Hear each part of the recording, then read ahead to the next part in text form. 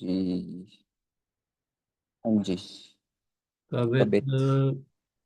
सालल कलोल तुल औखा चपल कुल जोबन की हाँ। दुत पल किछ स्थित बे है। कहते जैसे पानी की लहरें चंचल रहती हैं। अब एक लहर कितनी देर तक उठती है, वापस जाके पानी में समा जाती है, ज्यादा देर तक नहीं टिकती, क्षणभंगुर होती है। ऐसे ही ये जो हमारी जवानी है ना, जोबन है, जवानी है, ये भी उसी समान पानी उठती है, बड़ी शोभा पाती है, जैसे लहर बड़ी शोभा पाती है, पर टिक नहीं सकती। बहुत जल्दी जो है देह है वो नाश हो जाती है। अब जवानी की भी देह जो है वो हर क्षण जो है वो अपने नाश की तरफ जा रही है। चल चित के समान भाव सब हान वान। कहते जैसे ये लहर है, ऐसी जो चित्त हमारे अंदर का चंचलताई है, वो भी जो है वो चंचल है पूरी अंदर। और सब कुछ जो है वो नाशवान है, जितने पदार्थ हैं सब नाशवान हैं। घटा बिखे छटावत भोग माल इत है। जैसे बारिश में जब बारिश के टाइम पे घटा, काली घटा छाती है, बादल जब काले होते हैं बहुत ज्यादा, तो उसमें बिजली कड़कती है।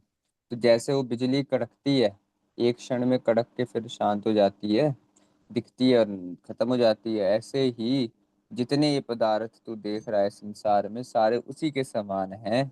और वो उतने ही पल टिकते हैं, क्षण भंगुर हैं, ज्यादा समय नहीं टिकते, मतलब नाश हो जाते हैं। जैसे बिजली कड़की और गायब हो गई, ऐसे ही जितने पदार्थ तुम्हें दिखे और कब तुम्हारे पास आएंगे, और जब तुम्हारे पास आएंगे और तुम उनका भोग भोगते हुए कभी ये नाश हो जाएंगे, तुम्हें पता भी नहीं चलेगा।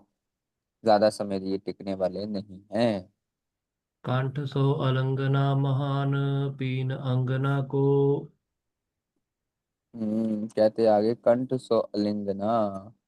कहते जिसको तू अपने गले से लगा लगा के आलिंगन करके बैठा हुआ है ना, जिस स्त्री को। हाँ। ताते जो आनंद नाहे चिर सो रहत है। कहते उसके साथ जो आलिंगन करने का सुख है, उस स्त्री के साथ, वो भी हमेशा नहीं रहेगा, वो भी कुछ समय बाद नाश हो जाएगा। नर काय पाए नरो स्वै स्वरूप जित कर। कहते नर की काया पा करके, नर का शरीर पा करके, मनुष्य जीवन पा करके अपने स्वै स्वरूप का चिंतन कर, अपने आप को जान, क्योंकि तेरा स्वै स्वरूप ही सच्चिदानंद स्वरूप है। असली आनंद तेरे को अपने स्वरूप में ही मिलना है। इसलिए तुझे अगर मनुष्य देह मिली है, क्योंकि मनुष्य देह में विवेक ही सबसे बड़ी उपलब्धि है, और जो किसी जूद में प्राप्त नहीं हो। और विवेक के थ्रू ही तुझे बाकी सारा ज्ञान होना है। तो इस करके मनुष्य देह अगर तेरे को मिली है, तो अपने स्वै स्वरूप का चिंतन कर। पव भै सिंध तरो पुन समो बित है।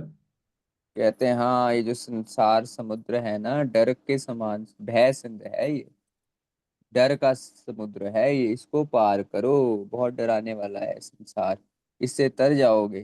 कब तरोगे? जब अपने स्वयं स्वरूप का चिंतन करोगे, यही सबसे पवित्र समय है। क्योंकि यहीं पे तेरे को, तेरे पास विवेक रूपी खजाना है इस समय। उस विवेक रूपी का खजाने को प्राप्त कर, अपने अंदर धारण कर, और फिर अपने स्वयं स्वरूप को प्राप्त कर। तब तो इस संसार से, जो डराने वाला ये संसार है, समुद्र है संसार रूपी, उसको तू पार कर जाएगा। नहीं तो जिन पदार्थों को तू खोज रहा है, जितने पीछे बात आ गई, ये सब तो क्षणभंगुर है। अगर इनके पीछे भागेगा, सिर्फ इन्हीं की इच्छा करेगा कि मेरे को बस यही मिलते रहे, तो तेरी मुक्ति नहीं हो सकती, और तेरे को सुख भी नहीं मिल सकता। सुख इसलिए नहीं मिलेगा क्योंकि तू उसे प्राप्त करेगा वो नाश हो जाएगा। स्त्री के पीछे भागेगा, स्त्री तेरे को मिल गई, तूने सुख भोग लिया, तुरंत सुख का नाश हो जाएगा। पर अगर तू अपने स्वयं स्वरूप में स्थित है, फिर तेरे को अगर कोई पदार्थ मिले ना मिले, तो अपने आनंद में हमेशा रहेगा। और उस पदार्थ को भी असल तरह से तू भोग भी तभी पाएगा जब तू अपने स्वयं स्वरूप को जानेगा। नहीं तो उसको संचित करने में और उसको सुरक्षा करने में ही तेरा समय व्यतीत हो जाएगा। तो स्वयं स्वरूप की इच्छा, जब स्वयं स्वरूप का ज्ञान हो जाएगा, उसके बाद ही असल में अगर किसी पदार्थ को भोगना है तो भोगा जा सकता है, नहीं तो पदार्थ ही तुम्हें भोग के चले जाएंगे। सवैया निज देह अरोग सो भोग लखो न, पिखो जब तीक समीप जरा। कहते जब तक तुम्हारा शरीर जो है वो रोगों के से रहित होता है, अरोगी होता है, उस समय तुम जो हो वो इन भोग पदार्थों को देखते हो, भाई ये मेरे को मिल जाए। न पिखो जब तीक समीप जरा। पर जब बुढ़ापा आता है, जवानी चली जाती है, तब तुम बड़े फिलोसॉफिकल बन जाते हो, क्योंकि तब पता है कि तुम्हारे हत्थे आना नहीं। जब देह आरोगी है, जवानी है, तब सोचते हो कि भाई हाँ ये मेरे पास आ सकता है, ये मैं अपने कब्जे में कर सकता हूँ इन पदार्थों को, तो तुम उन पदार्थों के पीछे भागते हो। बुढ़ापे में जब पता लग गया भाई अभी मेरे अंदर इतनी सामर्थ्य नहीं रही, तो फिलोसॉफिकल बन जाते हो कि क्या जरूरत है, क्या है, सब दुखी है। तब वो जो उस समय का दुख आता है ना, उस समय का जो विराग पैदा होता है बुढ़ापे में आकर के कि भाई क्या सब खत्म हो जाएगा, कुछ नहीं चलना साथ, वो असल में वो ब्रह्म ज्ञान के कारण, विवेक के कारण विराग नहीं आया। वो आता है क्योंकि तुम्हारी इच्छाएं मर गई, इच्छा इतनी बढ़ गई और तुम्हें उनने अंदर से जला दिया, क्योंकि तुम प्राप्त तो कर नहीं पाए उस पदार्थ को, पर अभी विवेक पैदा हुआ नहीं है। तो वो चिढ़ के तुम्हारे अंदर से वो बात निकलती है भाई, जैसे अगर वो क्या कहते हैं, अंगूर ना मिले तो अंगूर खट्टे, ऐसा फिर बुढ़ापे में बंदा बन जाता है। गुण मोह शक्ति जब लो न गति, दर सो न हति जो सभी उमरा। हाँ कहते तूने जवानी के समय तो देखा नहीं, फिर बुढ़ापा करीब आ रहा है, भोग पदार्थों में लगा रहा, फिर बुढ़ापा तेरे पास आ गया। अब क्या है, अब तेरे अंदर शक्ति भी नहीं है, चलने तक की शक्ति नहीं है, और सारी उम्र तूने जो देखा नहीं, कि सारी उम्र तेरी जो है ऐसे ही बीत गई इन पदार्थों के पास जाते जाते।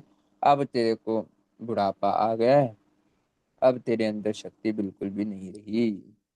निज श्रेय नमित करो, पुरखारत को सुनरो उचरा। हाँ कहते अब जैसे शक्ति तेरी सारी नाश हो गई, अब ना तेरे को अच्छे से सुनाई दे रहा है बुढ़ापे में, ना दिख रहा है, ना तेरे दांत रह गए हैं, ना हाथ पैर, कुछ भी नहीं चल रहा। तो अब क्या करेगा बंदा। कहते चल अब तू अपने कल्याण के लिए कुछ पुरुषार्थ कर ले, कुछ बल बुद्धि अंदर धारण करके, बुद्धि के बल को थोड़ा सा धारण कर, और सिमरन भजन बंदगी दान कर, जिससे कुछ तो तेरा अ,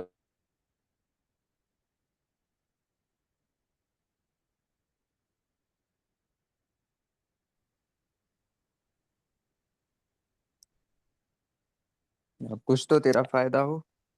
तो इसलिए जब तक तेरे अंदर शक्ति है, तो अगर ये समझ जाएगा जवानी में बंदा कि हाँ भाई ये कुछ मेरे साथ जाना नहीं है, तब तो चलो फायदा है।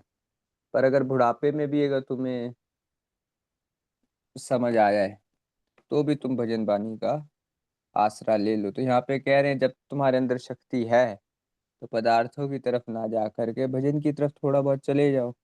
तो हे भोले पुरुष, इस तरह फिर आगे बता रहे हैं। हाँ जरते ग्रह कारण कूप खने, वह उद्यम तो अंधकूप परा। हाँ कहते जरते, जब तक जर कोई रोग तुम्हें नहीं लगा है, जब तक हाँ कोई जरते ग्रह कारण कूप खने, कूप खने मतलब काले कुएं की तरह तुम्हें अगर ग्रसा नहीं किसी रोग ने, वह हाँ वह उत्तम तो अंध कूप परा। हाँ कहते महाराज कि जैसे कहते हैं भाई, जब तक तुम्हारी अंदर शक्ति है, जब तक तुम बुढ़ापे ने तुम्हें नहीं ग्रसा, जब तक तुम्हें तुम्हारे अंदर तुम्हारे इंद्रियों ने तुम्हें धोखा नहीं दिया, तो क्या करो, उस परमात्मा का नाम चितार लो, उस परमात्मा को जप लो। हाँ नहीं तो बुढ़ापा अगर आ जाएगा, तो फिर विषयों का आनंद ले तो रहे हो भी, पर जब वृद्धावस्था आएगी तब इसने तुम्हें किसी भी परमार्थ के कार्य के लिए नहीं छोड़ना। उस समय ऐसा तुम्हारा हाल हो जाएगा कि तुम्हारा चित्त भी नहीं कहेगा कि भजन कर लूं। जैसे वो साखी आती है ना, एक बुजुर्ग बैठा था दरवाजे पे, उसके बच्चों ने उसको मार मार के बाहर बिठा रखा था कि तू हमारे घर की वो कर, देखभाल कर। अब तेरे से कुछ काम होता नहीं है, फ्री की रोटी तोड़ता है, तो इतना तो काम कर, तू आए गए बंदे को देख ले कौन जबरदस्ती आ रहा है, और कोई ऐसा भिखारी आ जाए, कुत्ता बिल्ली अगर घर में बढ़ने लग जाए तो उनको मार के भगा, ये काम करा कर तू। तो बूढ़ा बूढ़ा वैसे ही बैठा हुआ था, अपने बच्चों से भी पिटता था, अब बाहर दरवाजे पे बैठा हुआ वो भिखारियों को भगा रहा है, कभी कुत्ते बिल्ली भगा रहा है। तो ऐसे ही एक संत जा रहे थे वहां से, तो संतों को बड़ी दया आई कि भाई देखो बेचारे के साथ कितना बुरा हो रहा है। उससे पूछा, वो रोने लगा कि भाई मेरे को मेरे बच्चे मारते हैं, ये करते हैं वो करते हैं। तो उन्हें सारा बताया कि मेरी बहू भी मारती है, मेरे पोतरे भी मेरे को मारते हैं, कि भाई मेरे को कोई मेरे दांत नहीं है, मुलायम रोटी के बजाय मेरे को जली हुई रोटी देते हैं, मेरे को उसी से गुजारा करना पड़ता है, मैं खा नहीं पाता, मैं सो नहीं पाता, मैं बैठ नहीं पाता, मेरे से देखा नहीं जाता, सुना नहीं जाता। तो साधु ने बोला भाई तुम मेरे साथ चलो आश्रम में, अब यहाँ पे क्या कर रहे हो, चल के वहाँ पे राम राम करना। तो बुजुर्ग बंदे ने कहा कि भाई मैं क्यों छोड़ के जाऊँ, है तो मेरे बच्चे, इनका ध्यान रखना मेरा धर्म है, मैं नहीं ये सब ये तुम्हारे फजूल के काम करता। तुम लोगों को तो कोई काम है नहीं, बैठ जाते हो आश्रम में जाके राम राम करने। तो बस यही बात है, अगर जवानी में तुम्हारा अभ्यास भजन का नहीं बनेगा तो बुढ़ापे में भी वो नहीं होएगा। जैसे अगर घर में आग लग जाए तो उस समय कुआं खोदोगे तो घर पूरा जल जाएगा, पानी नहीं निकाल पाओगे। इसलिए जब घर बनाया जाए तो फायर एक्सटिंग्विशर का इंतजाम भी साथ साथ ही किया जाता है। घर में आग लग जाए उसके बाद जा करके फायर एक्सटिंग्विशर खरीदने जाने का कोई फायदा नहीं। इसलिए बुढ़ापे में भजन सिमरन करने की पहली तो इच्छा ही नहीं होगी, और अगर इच्छा हो भी गई तो तुमसे वो साधन बनेगा ही नहीं। इसलिए जवानी में ही वो कर लिया करो।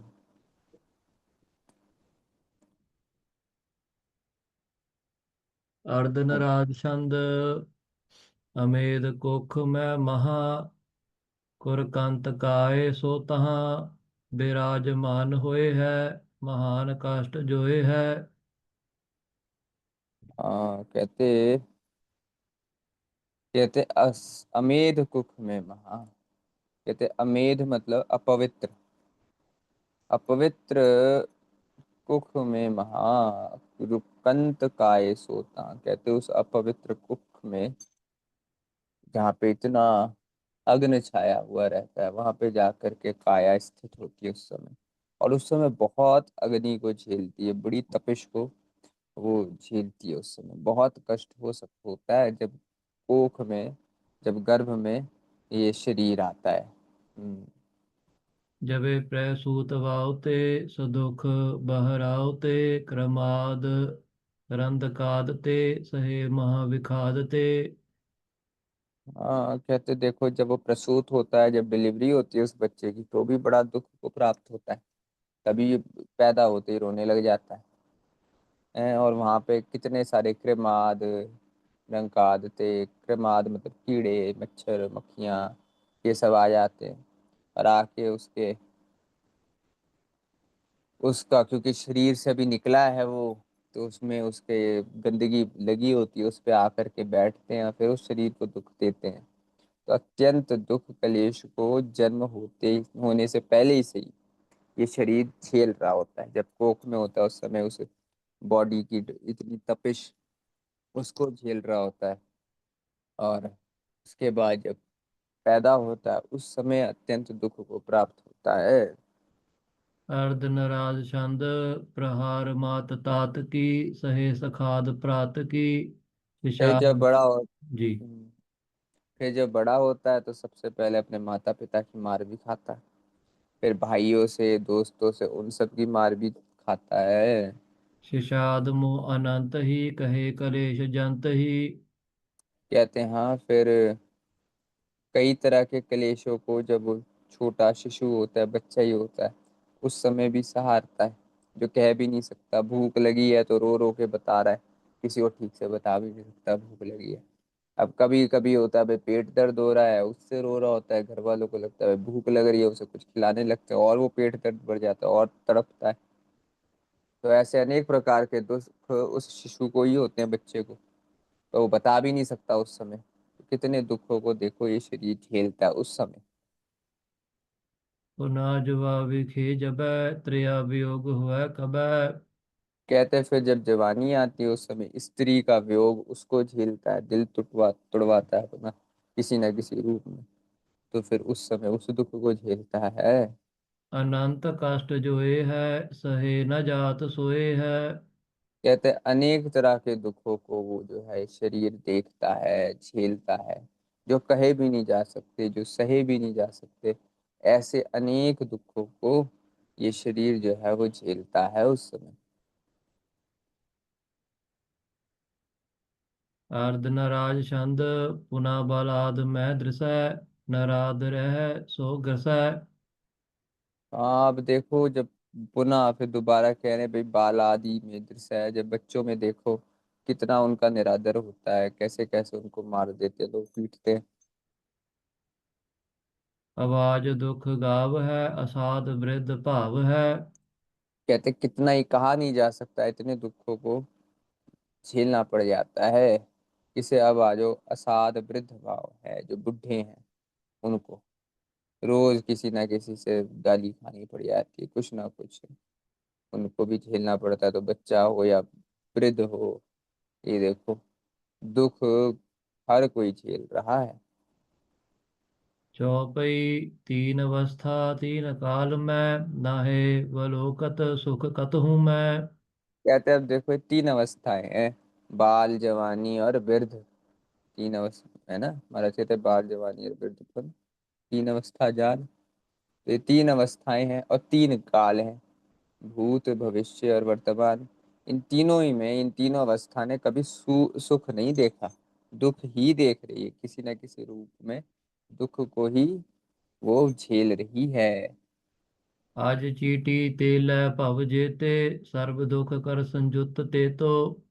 कहते हैं, अज ब्रह्मा से लेकर के चीटी, चीटी पर्यंत जितने भी हैं सारे ही दुख को प्राप्त कर रहे हैं, सारे ही दुख के साथ संयुक्त हैं।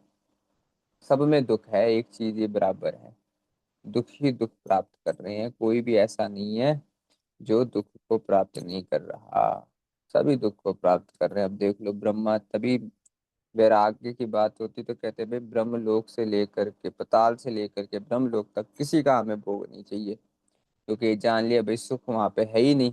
तो महाराज अगर ब्रह्मलोक में भी सुख नहीं है तो सुख है कहाँ पे, ये भी बताओ। आपने ये तो बता दिया भाई हर जगह दुखी दुख है, दुखी दुख आप दिखा रहे हो, सुख का भी बता दो भाई सुख कहाँ पे है। तो अब बता रहे हैं सुख कहाँ पे है। सुख स्वरूप है एक निजातम इतर दुख हाँ में सर्व अनातम। देखो सुख जो है वो सिर्फ एक निज आत्मा के ज्ञान में है, क्योंकि आपकी आत्मा ही आनंद स्वरूप है, सुख स्वरूप है। वहीं पे आपको सुख की प्राप्ति होगी। इतर दुख में सर्व अनात्म, आत्मा के अलावा जितना कुछ आप देख रहे हो दृश्यमान जगत, अदृश्य जगत, जितना कुछ है सब दुख से भरा हुआ है, क्योंकि द्वैत है। क्योंकि अगर आप बाहर देखोगे तो आप देखोगे ये मेरे को पसंद है, ये मेरे को पसंद नहीं है, वहां पे द्वैत आ जाएगी। एक चीज से राग होएगा, एक चीज से द्वेष होएगा। तो अनात्म में राग द्वेष हमेशा रहता है, और जहाँ राग द्वेष तासुक रहेगा वहां पे दुख ही रहेगा, सुख नहीं हो सकता। हम्म। जी, तासुक ऋते किते सुख लो लव। जो लव तो तुम भनो जनो निज अनपव। कहते तुम जब ये अनात्म में जाकर के सुख की प्राप्ति के लिए जाते हो ना, भाई मेरे को शायद ये बाहर सुख मिल जाए, तो असल में आप दुख से भी बहुत भयानक दुख को, हाँ आगे। जो तुम सुख को प्राप्त कारण सहो दुख ते दुख तर दारन। कहते तुम उससे भी अनेक बुरा दुख झेल रहे हो, झेलते हो। कैसे? कह रहे जो तुम सुख के प्राप्त कारण कहते हैं जिस सुख की प्राप्ति के लिए तुम इस संसार में भागते हो कि भाई मेरे को वो सुख प्राप्त हो जाए, मेरे को वो पदार्थ प्राप्त हो जाए, मेरे को वो चीज प्राप्त हो जाए, वो क्या कैसे प्राप्त कर रहे हो तुम? पहले तुम दुख को झेलते हो, दुखी दुख झेल रहे होते हो, पर तुम्हें वो सुख जब प्राप्त होता है तब क्या होता है? कहते हैं वो जब सुख पदार्थ प्राप्त हो गया, उसको आपने किसी, फॉर एग्जाम्पल आपने कोई गाड़ी ली, उस लग्जरी कार। अब लग्जरी कार को लेने के लिए आपने 5-7 साल बहुत मेहनत करी, बहुत पैसा कमाया, बड़ा अपने आप को, आपने अपनी नींद गवाई, अपना सुख चैन गवाया, काम करते रहे, अपने अंगों को बहुत रगड़ा, हाथ पैर आंख दिमाग कान नाक सब कुछ रगड़ दिया। अच्छा, फिर उसके बाद आपने वो गाड़ी खरीदी, आपका ऐसा हो गया, पैसा उतना आ गया, आपने वो गाड़ी खरीद ली। जब आपने वो गाड़ी खरीदी, उसके बाद क्या हुआ? आपने वो गाड़ी चलाई, 2 दिन चलाई, 4 दिन चलाई, आपका मन भर गया। तो वो 2-3-4 दिन का हल्का सा सुख प्राप्त करने के लिए, जो सुख की हल्की सी झलक थी, उसको प्राप्त करने के लिए आपने 5-7 साल इतना दुख झेला। तो असल में आपको सुख की प्राप्ति हुई संसार में? नहीं हुई, दुखी दुख झेला। अब क्यों? क्योंकि सुख है ही नहीं बाहर, अनात्म में। सुख तो उन्होंने पहले ही बता दिया, सुख स्वरूप है एक निजात्म। बाहर आपको सुख मिलेगा ही नहीं, तो नीचे तो सारे एग्जाम्पल ही दे के बता रहे हैं कि भाई बाहर सुख है ही नहीं। हम्म।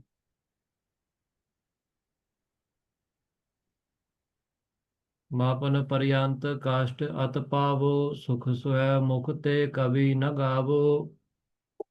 हाँ, कहते मपन पर्यंत कष्ट अत पावो, मरण पर्यंत होना चाहिए वैसे शायद ये, मरण पर्यंत तक कष्ट बहुत प्राप्त होता है इंसान को।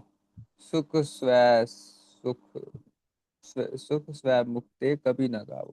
वो बंदा कभी भी, जब तक वो आत्मा को नहीं ना प्राप्त करेगा, तब तक कोई कह ही नहीं सकता कि भाई असल में मैं सुखी हूँ। वो कभी कहेगा ही नहीं। कोई भी बंदा जिसने अपने आत्मा को प्राप्त नहीं करा, वो ये कह ही नहीं सकता कि भाई मैं सुखी हूँ, मेरे को कोई भी दुख नहीं है, बिल्कुल भी मेरे को दुख नहीं है। ऐसा इस संसार में एक भी बंदा नहीं है, ब्रह्मा से लेकर के चींटी तक कोई नहीं कह सकता कि मैं पूर्णतः मैं सुखी हूँ। कहीं ना कहीं कोई ना कोई दुख हर किसी को है ही। इसलिए इन सब चीजों की इच्छा करके दुख की ही प्राप्ति है। सुख अगर चाहिए तो एक जो जगह है जहाँ पे आपको सुख की प्राप्ति होगी, वो आपकी आत्मा ही है।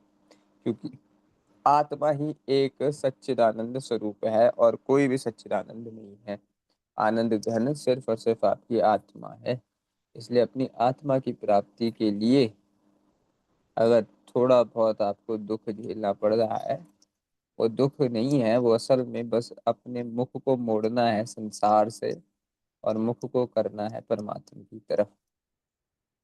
फिर जो सुख की प्राप्ति है वो तीनों कालों में एक समान सत्य आनंद है, जो कभी ना घटेगा ना बढ़ेगा, वो एक रस होकर के रहेगा, कभी नाश ही नहीं होगा जिसका, उस सुख का तो सत्य आनंद है। उस सत्य आनंद की प्राप्ति आपको आपके आत्मा की प्राप्ति से ही होनी है। हाँ जी। दोहरा जेते सुख सत लोक लो, ते ते देत कलेश। कहते हैं जितने भी आपने सुख आप देख रहे हो ना, सतलोक ब्रह्मा के लोक तक के, जितना भी आप ये दृष्टमान जगत के जितने आप लोक बना लो, स्वर्ग लोक, मृत्यु लोक, पाताल लोक, देवलोक, गंधर्व लोक, फिर आपके ऊपर आ जाओ ब्रह्मा लोक, जितने भी दिखने वाले जितने लोग, जितने भी बनाए, सब में दुख ही दुख आपको मिलेगा, दुख ही देंगे आपको। क्योंकि अभी आपको सुख मिलेगा पर उसका नाश होना ही है। सरगुण हमेशा नहीं रहेगा स्थित, निर्गुण ही स्थित रहेगा, सत्य स्वरूप ही स्थित रहेगा। तो जितना आप देख रहे हो वहां पे रहोगे, आपको कभी ना कभी दुख की प्राप्ति होएगी। स्वर्ग लोक में रहोगे, कभी दैत्यों ने आप देवता बन गए, आपको दैत्यों ने परेशान करना है। आप ब्रह्मा जी बन गए, आपको देवताओं ने परेशान करना है रोज आके। तो आप कुछ भी बन जाओ, आपको दुख मिलेगा ही मिलेगा। बस एक आप सबके इस अंदर स्थित आत्मा जो है, उसी में स्थित हो गए, फिर आपको कोई दुख नहीं दे सकता। हाँ। आत्म सुख ते रिते सुख किते नहीं लवलेश। हाँ, आत्म का ज्ञान हुए बिना सुख आपको कहीं पे भी नहीं मिलेगा। एक लेश मात्र भी सुख आपको कहीं नहीं मिलेगा आत्म सुख के बगैर। सिर्फ आत्म सुख में ही आपको असल में सुख की प्राप्ति होगी।